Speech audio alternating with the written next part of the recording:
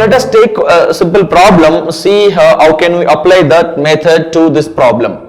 Now the problem statement goes like this. Obtain the state model in CCF form whose system is governed by the following equation.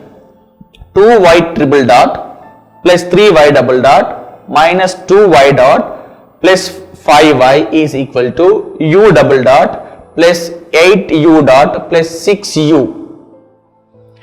Now the differential equation is given, and from the differential equation apply the Laplace transform, get the transfer function. That is your first step. Or directly we can write the transfer function by looking at the differential equation. What is that? So input is u, output is y. So y of s by u of s is equal to, it is a ratio. What is the numerator? The numerator is nothing but the right side terms. What are the quotients we have right side? They are the numerator. What are the right side quotients? U double dot 8 dot plus 6u, 8u double dot. So double dot means s square, 8u dot means s, and u is as it is. So what will be the numerator now? S square plus 8s plus 6 directly. In the denominator, again look at the left hand side of the terms. You have the highest degree, y triple dot means s cube. We can write 2s cube plus 3s square minus 2y plus 5. So this is what the transfer function is. So once the transfer function is available, look at whether it is in the standard form or not.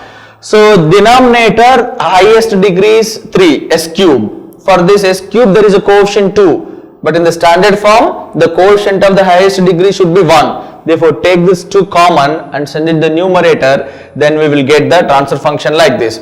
So we have the transfer function y of s by u of s as 0.5 s square plus 4s plus 3 divided by s cube plus 1.5 s square plus minus s plus 2.5. Now this is the transfer function. So we can directly get the entries a, b, c, d from looking at this transfer function. Let us see first that how can you get the A matrix? The order is 3. Therefore, the total elements are 9. Out of these 3 rows, the first 2 rows are, we know, 0, 1, 0, 0, 0, 1. And the last row elements are, we need to enter the quotient in the reverse order with a negative sign or opposite sign. So what is the last element? 2.5. That will be the first element here, the minus 2.5. The next element is 1, minus 1 there. So it is going to be plus 1. Next element is 1.5, therefore the minus 1.5. This is my A matrix. What is the B matrix? 0, 0, 1. What is C matrix? Look at that. Your denominator quotient highest degree is 3 and numerator is s square 2. Therefore your D matrix is going to be 0, and the B matrix, C matrix is also very easy to enter. C matrix is take the coefficients of numerator, write in the reverse order, but don't take the negative values. So what is the last coefficient? Last coefficient is 3. So you will be getting 3 here. The next coefficient is 4. You will be getting 4 here. The next coefficient is 0.5. So this is your C matrix and D matrix is 0. So this way we can enter ABCD matrix directly. But sometimes we need to use the procedure. So we already know the procedure. Let us use the procedure and find out whether it is similar to that or not. Right, what is the procedure now? Y of s by u of s, or y by u, we can write it as y by x1 and x1 by u. So y by x1 is a numerator.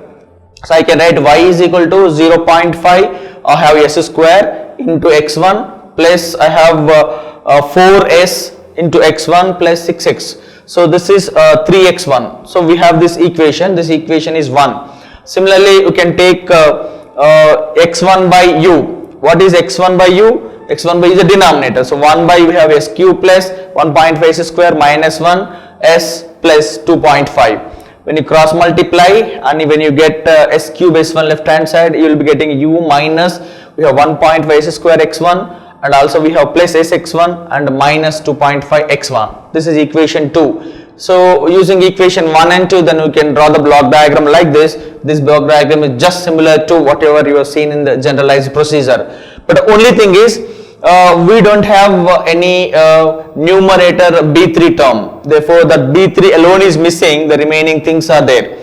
So how to approach to get this We know the order is 3, therefore I am taking 3 integrators. And the first integrator, the last one, output is x1, the before that x1 dot, and here is x2, x2 dot, x3, x3 dot. Then look at the output equation. There are 3 terms from the output equation.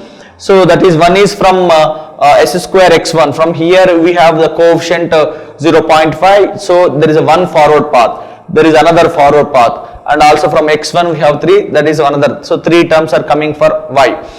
And also we need to take the loops from the equation 2. Equation 2 is of s cube x1, and there are again 4 terms which are coming. One is u, which we have taken with the summing point. One is coming from s square x1, other one is for sx1, other one is for x1. All are negatives with the respective coefficients.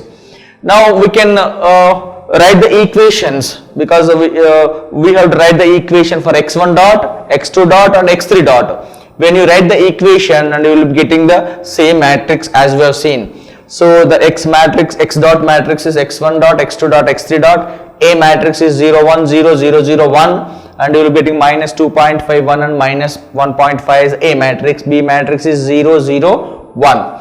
So when you look at output equation also, output is 3, 4, 0.5 is the C matrix, and x as it is x1, x2, x3 plus 0 into u. So this way we can get state model in controllable canonical form.